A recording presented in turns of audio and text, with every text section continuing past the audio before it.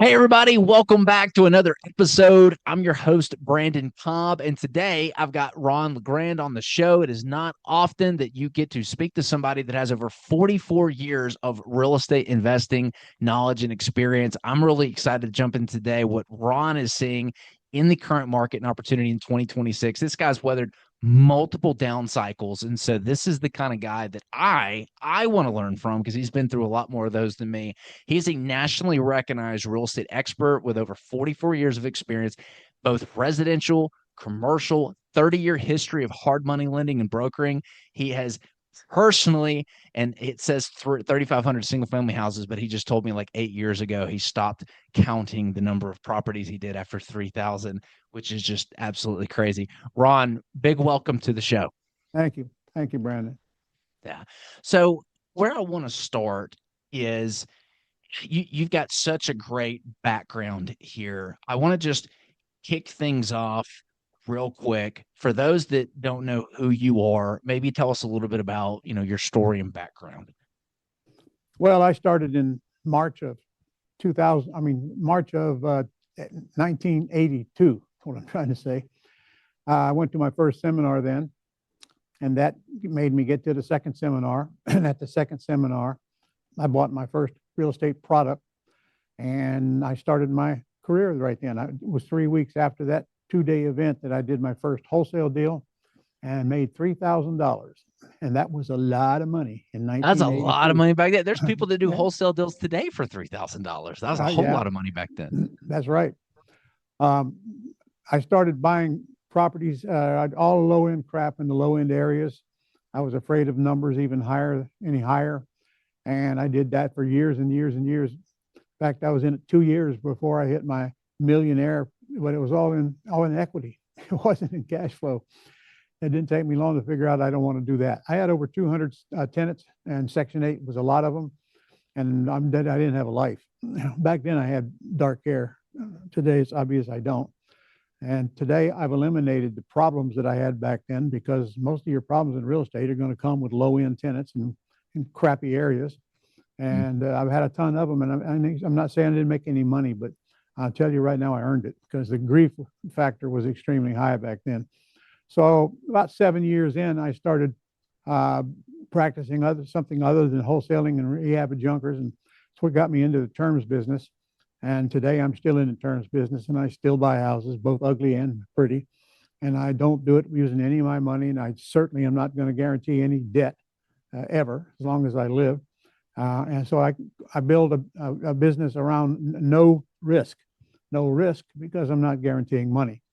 And I try to teach that to all of my students as well. And the truth is, when you're guaranteeing debt, it ain't going to be long to wish you weren't guaranteeing debt because Yeah. people with guaranteed debt are the ones that's going to be taken out first when the market changes. And Mhm. whether you believe it or not, the market is going to change. It always does. I've been through 6 cycles myself. And you know what I learned way back, Brandon, was that regardless of what the market is, regardless of who the president is, regardless of if it's a buyer's market or a seller's market or whatever the interest rate is, people always want to buy houses and other people always want to sell houses. And that's as long as that's the case, we have a business. So that makes me not worry too much about what's going on out there that I can't control. I often say, take care of your house and don't worry about what happens in the White House. You have no control over it except one vote. Okay. So I remember my biggest hit was in 2008. And I think you just said you didn't go through that, did you? I did not know. I Okay. was in high school. Well, you're lucky. You're lucky. A lot of fortunes were wiped out in 2008. Here in Jacksonville, Florida, where I live, we dropped 40% in retail values literally within 3 months after September of '08 when it all crashed. And I was dead center of that with 21 commercial developments going on simultaneously, and 5 of them were land developments that I almost got. I got some of them I got finished, horizontal. Some of them I was in the middle of them. And the problem back then was it ain't about getting the capital, even though it dried up. What the thing that killed me was there was no market for everything that I was The building. buyers. Yeah. No buyers, and I was building. I made a mistake of building to sell, not building to rent. If I'd have Mhm. been building to rent, I'd probably still be doing all of that. But anyway, that was the toughest market. It's not the only one though. So we got to change with the market. Change with the market, or you're not going to last. I mean, we know the market's going to change. We just don't know when and how. But there'll always be a market to buy houses. One of the most important things that I think you just said was you restructured your business around risk. We're going through, when our first cycle, right? The first downturn with rates, and it's just been crazy with you had COVID you had a crazy market, then you had COVID, then you had the shutdown of the economy, then you had the crazy um, interest rate rise. Then you had the crazy inflation. Then you had the supply chain issues getting materials here. And we're in development. We buy a lot of them. It's been nuts over the last 4 years. So we're getting to ride this out and experience it for the first time. And, what you just said around restructuring your business around risk, that is how my brain thought. Before that, I came into it when the market was just crazy, huffing and puffing and blowing in like 2016, 2017. Yep. And we had $22 million of construction going when things changed, and all of a sudden, like you said, all those personal guarantees, you're like, oh wow. So now, like, we definitely have restructured things and how we Mm-hmm. go about doing the type of deals that we do in those guarantees. So what you said could not be more important. When you were going through that downturn in 2008, how did you navigate things and come out on the other side? And like, what are some of the lessons learned there and what you're doing different today? I know you just named one of them was built to sell instead of built to rent. Mm-hmm. Well, yeah, no, build to rent instead of build to sell, because nobody knows what market is coming, and you don't worry about it so much if you don't have personally guaranteed debt. Because one thing I learned about lenders, they're very, very flexible when it comes to taking the property back or working it out. I think of Donald Trump in 1991. He owed billions. He had meetings with all of his creditors, and he said, "Listen, we have a problem. Let's work it out." And it's true; their problem was bigger than his problem. But in my case, it was about $50 million worth of personally guaranteed debt, and some of them I gave back. Some of them they had to foreclose on, but they foreclosed on my LLCs, which is why you buy stuff in LLCs, that doesn't affect your credit report until they start chasing you. I've been through all of that, and what I changed my focus more on the pretty houses than ugly ones, because there's so many different more streams of income in the lease options that I do. And instead of just flipping one house, wholesale or retail, and getting one check, paying the government half of it, and then you got to get up and go to work every day and keep on working, or you don't have any more cash flow. Not true in the terms business. Once we buy a house, we have cash flow for years and years and years once we do the job once.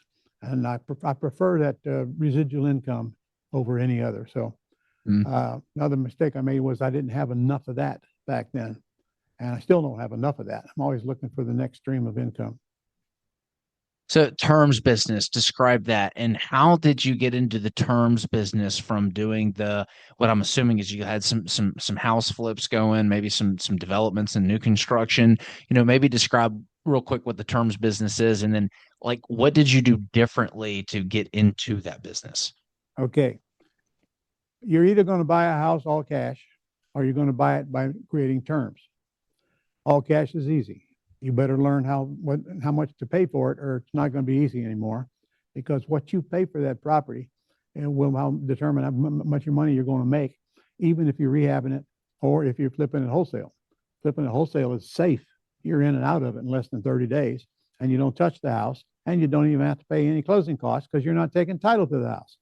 You're getting it under contract, and you're flipping the contract, as hundreds of people are doing all over the country as I speak. In the pretty house business, I'm interested in the terms more than I am the price. I make money in several ways. I get a big non-refundable deposit of no less than 5% of the price of the house, no less, cash, and it's non-refundable. That means they either buy and get it credited toward their down payment, or they don't buy and they leave and then they forfeit it. Clearly spelled out in the agreements that they sign with an attorney going in. So number one is that. That's your big stream of income in big chunks. In Are fact, you buying the property first with a loan and then doing like a lease to own? I'm buying the property, either taking over the seller's debt subject to, or Okay. I'm creating a wraparound mortgage around the seller's debt, Okay. Gotcha. which is what I usually do. Is wraparound, even quite often though, that wraparound equals the same amount that they owe the bank. So I'm not guaranteeing any debt, but I'm agreeing to make them a payment, and I make it directly to the bank. I don't send it to the seller, and I'm relieving them of a payment. All right. Yeah, I see. Um, Doing that for years, and that's their big motivation. Now, there's a new market out there right now that most investors don't have a clue about. So I'll describe that to you. You got a lot of people out there right now that have been in their houses 1 to 3 years. That means their houses are in excellent condition. Their interest rates are a little high. And the downside is you probably just collect enough to pay your payment underneath. But when you factor in all the other benefits you get, it makes sense for some people. It's not for everybody, because it's probably probably not going to get any monthly cash flow out of that property. It's probably break even. But I get the down payment, then I get to depreciate the house because I own the house. I depreciate it. That knocks down way down your taxes, especially if you got a whole bunch of properties from 300,000 to 750 or higher. Uh, you Now, got how do you own it if the loan is still in their name and you're just taking over the payments to the property? either subject to or wraparound mortgage or a deed of trust. That's it. And in Okay. this case, I usually do have to pay the closing costs. So you got debt reduction. Every month that goes by, I'm receiving that debt reductions on that underlying loan, which is quite a bit of money over a period of just a few years. And then there's the appreciation, like you described a minute ago. We come out of a market here last couple of years. It was a stupid market. I got houses that doubled in value during that period. And I'm giving some of it back now, because here where I live, they're actually coming down again, but not like they did in 2008 for sure. And all that is the market taking some of its money back, just like the stock market does. I mean, we're not in a huge market right now where we're losing all of our equity, but I've got 3 properties out there right now, and each one of them is worth less and less as time goes on. For a couple of reasons, they haven't been sold yet, but they're all on the market now. But I had to give up a great chunk of my profit, if any, on these 3 houses just to get them off the market, which is what scares me about rehabbing right now.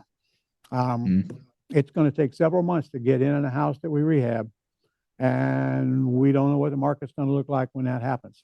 Okay? Yeah. That happened to me on some of these land developments for sure. I mean, I was ready to build houses on these things. It took a month to get them to that shape. Ready to build houses on them. And then all of a sudden, the whole industry dried up. Builders were out of business, and I had nothing they could do about it, because they could fix raising the money, but they can't fix there's nobody to sell to after I get this thing done. Anyway, we still buy these kinds of houses. The terms means I'm going to take over their debt, or I'm going to create a new debt back to them from my land trust that owns the house, eliminate any liability to me whatsoever. But I'm not assuming their loan, and I'm not paying off their loan. They clearly prove that in writing, because obviously I couldn't do this without their participation. But the need to get rid of the underlying payment is huge. Now, I'm back to these houses 1 to 3 years old. They will beg you to come buy their house. They'll give you their house, give it to you, because they have to get out of it. They can't afford that payment anymore, or for other reasons. I bought one recently. They moved to Vegas because of the husband's sickness, and I bought the house for $440, nothing down, issued a wraparound mortgage to them for the $440. And look, they were begging me, because I didn't care. By the way, the house was worth 5.25, and it was in excellent shape. It's the only reason I bought it, but I bought it on terms, so I'm making a payment every month. And I just recently listed it, so we're going to cash out of it pretty soon. But I'm making a nice profit. Bought it for $440, worth 5.25, and what nobody knows except me is that I'm not going to pay the $440. I'm going to discount that seller when I get ready to pay him off, and I promise you they'll take a big discount. So I'm rambling here. Help me, get me back on target. Did I answer your question or not? No, you did. That's really interesting. So, and you said this was a recent strategy. So, I'm kind of curious. What did your business and focus look like in 2022 before interest rates rose. And what did you do to pivot with the environment, and like where do you see the opportunity today? Because what I really want to uh, focus on in this conversation is the different downturns you've been in and like how you navigated them. Because Mhm. I kind of want to do like one after the other. So we talked about '08. Now we're on the recent one. What did the business look like before? How did you pivot, and where do you see the opportunity today? Okay. You mentioned the wraparounds. I'm assuming like what you Mhm. just explained is one of the things that you've Mhm. pivoted to. And there's no rehab on those houses. They come in Right. excellent shape and excellent neighborhoods. Okay. Well, for one thing, in the junker business, the worse the market gets, the easier they are to buy at the right price. So having a lousy market is a plus.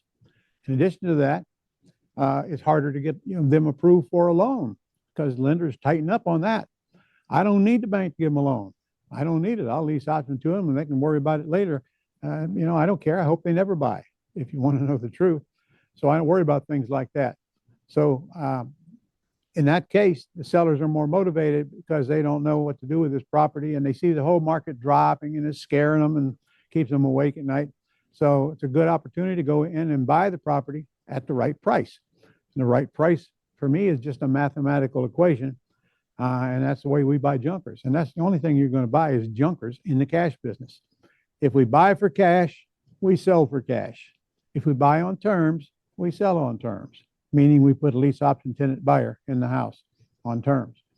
So I get all those income streams if I don't sell the house. You'll make a lot more money not selling the house than selling the house. And Mm-hmm. don't forget, as long as I own the house, Uncle Sam doesn't get a dime out of me. And then, of course, I can teach folks how to buy them outside of your IRA and your solo 401k and so forth. So we blend all this together to create what kind of a business we want to build. And in reality, the more houses you buy that don't need rehab, the faster you get to being filthy, stinking rich. And yeah, we get all those benefits, appreciation, depreciation, big chunk on the back end when they cash out, if they ever do. And here's a big one. When I put a tenant buyer in a house, they're responsible for 100% of the repairs for as long as they're in the house. Agreed Yeah. upon in writing up front. That's a landlord, no repairs. That's huge. Okay. That's huge. That's a big benefit. Plus, it'll probably drive about 20% of your net income on that house. So they don't call us to get their toilet unplugged or any of that nonsense that I used to put up with when I was a landlord and about drove me nuts. So what you're doing is you're buying the current properties on terms. You've identified properties that have been purchased over the last 1 to 3 years. But, Yep. maybe there's equity, maybe there's not, but they're just sick of the payments. And you're saying, hey, I'll take over your payments, and I'll buy the property for you this price. And you got some type of loan with them, terms. You're making their payment. They move out of the house, and then you put somebody in the house, and you have a wraparound mortgage with them where they agree to buy the property. Put a down payment down, pay a certain amount per month, and you create kind of an Almost, arbitrage cash almost. flow. I don't sell it to them with owner financing. I buy them with owner financing. I put lease option tenant buyers Lease in the option, house. yeah. Yeah. They got to You're cash me out. leasing it. Yeah, yeah, They gotcha. got to Yeah, cash me that's out. okay. And so that's been the big pivot here recently over the last few years. Well, no, it hasn't been a big pivot. It's just that we added that low equity houses. I mean, we got a program that even identifies the low equity houses where you Mhm. live. So you can contact them, let them know that you buy houses. And I'm telling you, you've never seen more motivated sellers than these people that are in these houses and have no way out. I mean, they don't even have enough equity in them to pay a realtor.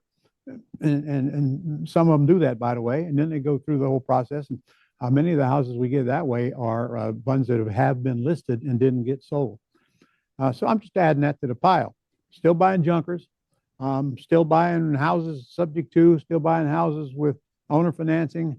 And now my target, I'm not changing my targets. I'm just adding this target to the pile. So we get some of these along with the other kind of deals that we've been getting for years and years and years. Sellers one day are always going to need to sell. Mm. And I can't, that's the market. That's not me. Yeah. So did you see this downturn happening here in 2022, 2023, when like rates went up, like was it, or is it just a big surprise, kind of like oh 08? Can't be a surprise they go up slowly, but it does affect your deal. Yeah. Your job then is to try to get a monthly cash flow out of the house because their payment is so high. But still, many times I might buy a house with only 10 grand in it. Okay, let's call it a $300,000 house, and they owe 290 on it. All right, I'm going to buy it for the 290 by just taking over the debt, but that doesn't mean I'm going to sell it for 300. I could take that same house and put it on the market for 319.9. Lease option Yeah. buyers will always pay more, and especially when they got all the time in the world to go out and get approved for a loan. And if there's anything that needs fixed, they can fix that. Sometimes I sell houses on a work for equity where they're Mhm. responsible for all the work and give them a reduction in price. Mhm. So I try to do as little work as possible and take no risk along the way to speak of. All right. Remember, when I take over a debt in the pretty house business, I'm not guaranteeing the debt, period. I'm not guaranteeing debt. Nobody's going to get me to do that anymore. You know, I'm done with that, period. I'd rather lose the deal than have to guarantee the debt. Yeah. So going back to your land development deals, because that's what we do. We do land Yeah. development, we do land entitlement where we have it pre-sold to these builders. We do land development where we'll sell the lots. We used to build dozens of houses. Mm-hmm. Uh, we'll build again at some point. The market's just been kind of crappy for it. Knowing what you know today, how would you have restructured those type of deals? Like if you were going to do another one of those type of deals, how would you do it? And what were the biggest lessons learned from those? You talking about a house? So doing development in general. Oh yeah. Well, same. I'm sure we go through the same steps that you do, and I'm glad to see that you're guiding people through those steps. But if I were developing land today, I'm buying land, but I'm not developing it Hmm. because I've been stung by that one already 2 or 3 times. Yeah. When times get rough, builders don't want to buy land. Okay, Yeah. they'll build on whatever they got. On the other hand, we sold them all. And when I buy a land and horizontally develop it, I intend to sell it to a builder or Yeah. builder. I'm not going to sell them individually. I haven't done that now. I shouldn't say that. I haven't done one of those in 3 years, something like that. Just sold one this. I guess it was last year that we bought in Michigan, 57 acres, and they had the development all drawn out and had houses here, and and that was pretty on paper, but we sold the land to a developer that had a totally different use in mind for that property. So all that was a waste of money on their part to get the lots platted out. Uh, we made about, I don't know, bought it for 650 with owner financing, 50 down, the balance over interest only for 3 years, 3-year balloon on it. Only payment was the interest, Mm. 15 grand or something like that for half. When we bought it, I thought about developing it myself. And unfortunately, right when I bought the property, the market started slowing down drastically all around this thing. But I went ahead and bought it. Owner financing, no personal liability, $50,000 Mm. down, and minimal payments on it throughout the year. Our intent was just to buy it and then resell it to a developer. Just about that time, they quit buying properties. They had enough to catch up on, and they didn't want to speculate too far in the future. Mm. Uh, Finally sold it to somebody who's putting some kind of a project on it. I can't even remember what it was. Sold it for $1.25 million. Bought it for 650 with 50 down, which of course Papa put up. I had a student partner in it, and we made some money on it. Made a few $100,000 on it. Never touched the land. I only walked it once. Never touched Yeah. it. Yeah. Yeah, that's what the bulk of our business is land entitlement. We're just getting it approved for the entitlements and sold. Got it. And just really only you have to do the development if you're just going to knock it out of the park. Like it's got to be I would feel and regret not doing the development deal. Like we're not doing slim margins deals for that type of stuff. It's got to be home run Yep. type of deals. So Got it. interesting. So it sounds like what I'm gathering is you've really restructured things. Number one, with no risk or extremely low risk. I can't even think of what the risk would possibly Mm. be. And you've also created cash flow. So it doesn't sound like you're flipping, too many properties or doing short-term transactions. It's really trying to build a portfolio that's creating cash flow for you with little risk. Yeah, except when we buy the junkers, we write a contract that we're going to pay them cash. We just flip the contract to somebody that's going to Wholesaling. rehab the houses. Yeah, wholesale it. Yeah, yeah. You do some wholesaling too. But I've closed on a lot of them where I wrote a check too. Fascinating. Okay, interesting. So those are the two big downturns that have happened here recently. So like what are some of the biggest lessons learned in your 44-year career? You mentioned like not guaranteeing debt. Like, are there any other big lessons learned that you can, bestow upon the younger generation that wants to learn and not make the same mistakes? I have a whole book called Lessons Learned. Okay. And Really? I do at Amazon. Yeah. And it's about the size of my real estate book here. It's about like that. Mhm. Now, that book could have been that thick. I just got tired of writing all my lessons. Oh my In the gosh. amount of time that I've been in this business, obviously, there's a lot of lessons learned. In the commercial world, I learned make sure you don't build anything unless your exit strategy is clearly in a place and hopefully in writing before you even start, Yeah. because it's so easy to get burnt.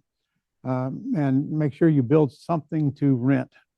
And by the way, something to rent is probably easier than something to sell.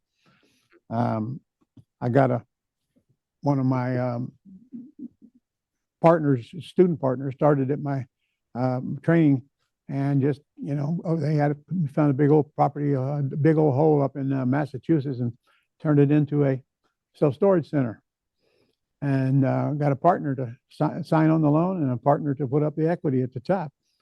And they were in that project for a total of about 2 years. They had about 6 million in it. They sold it for 19,500,000. You don't need but one of them a month, and you'll be all right. Yeah. And Yeah. One a month or one a lifetime.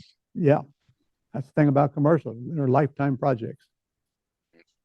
So build to rent, that's another lesson learned that you'd wish you'd learn. Okay, yeah, That's right. interesting. Anything else? And we'll definitely put a link to the lessons learned. I'm gonna buy the lessons learned, but quite frankly, after this call. You'll enjoy it. I don't know. I learned so much stuff. Um, I've learned to use real numbers, and these spreadsheets are beautiful. I love them, but when is it going to work out like the spreadsheet says? Mm. I don't know. Don't overvalue your ability to fix something that comes with the property as a problem. If the seller couldn't fix it, there's probably good reasons, but you better say, is this a gift horse and I'm looking in the mouth or what? Because don't assume you're going to get higher rents than they're going to get. Right. Don't assume you're going to get less payments than they're, there's a reason they're in trouble, most likely. And we don't Mhm. buy commercial properties unless they're in trouble or unless the seller is in trouble. Same with houses. I even want a seller that has a pretty house that's really motivated to get out, or I have a house that needs rehabbed. Either way. So these two work together. I can't generate leads on pretty without finding some ugly. Same with ugly. I can't find some pretty along the way. There's probably 25 times more pretty houses than there are ugly ones. So my market is much, much bigger. So we have to learn to target what part of that market, because nobody can afford to cater to that whole market, especially at today's prices. And I should probably write another book, but I love it. I love it. Yeah, no, I'm gonna grab the lessons learned for sure. I love that type of stuff because I've learned enough of my lessons to realize that you can just lean on people who've well, already made them and not while have to you're worry buying about making the books, same ones. while you're buying books, I got another one you better buy. It's called The Less I Do, the More I Make. So one thing lesson that was hard for me to make, I was looking for it, but I don't have it. That is, I spent years trying to do everything myself with maybe one or two people around me. And over time, I learned that's stupid stuff. Other people can do it. There's not a thing in your business that somebody else can't do for better than you do it and for very little money. And I don't care what the business is. So it took a while for me to learn to delegate, but I delegate everything today. I mean, Mhm. I'm almost everything. There's very little that I need to do that I can't delegate today. So, not going to build a good business without help. And fortunately, that help is in not necessarily hiring employees, but jobbing everything out to people that are specialized in what they do. For example, we have a company that answers the phone for folks 24 hours a day. We have VAs that do all the grunt work for them, including calling the sellers. And we have a system called Dreams. It's their CRM system with a massive amount of stuff that I'm not going to try to go through. You know, that's you use the system to do the business, and there's only one thing you got left to do, and that is make decisions. Okay. And the truth is, Brendan, I don't make much of them anymore. I've Yeah. delegated all of it. Who, not how. I love it. Ron, if people want to learn more about you, learn more about your coaching programs or anything Mhm. else that you have, where can they go? Well, got a couple of choices. My website is ronlegrand.com. Spell it right, LeGrand. And I've got a campaign going on right now where we have my trained folks here to spend 30 minutes on the phone with people that want to know what do I need to do? How much is it going to cost me to get it all done? How long do you think it'll take to start making money and all of that? Now, this is not a sales pitch. This is just a 30-minute session where they ask what the questions from you, and then based on that, they can give you guidance on where to go from there and find out if the business is really for you, because it's not for Makes everyone. sense. Not for everyone. Now that's free. That's free, but you got to make an appointment. And if you want to do that, that's ronlegrand.com/Brandon. ronlegrand.com/Brandon. Brandon, right? Okay. That's it. Yeah. And when you go to my website, in fact, if you go to YouTube, you can be on there about a month before you watch all the videos that are on there. TikTok, I'm on TikTok, man. Believe it or not. All right. Good. And we'll make sure we got links to that posted in the show notes. Ron, it's been a pleasure having you on the show. Thanks for coming and dropping all of your nuggets of wisdom. It's been my pleasure, sir. Glad to be here.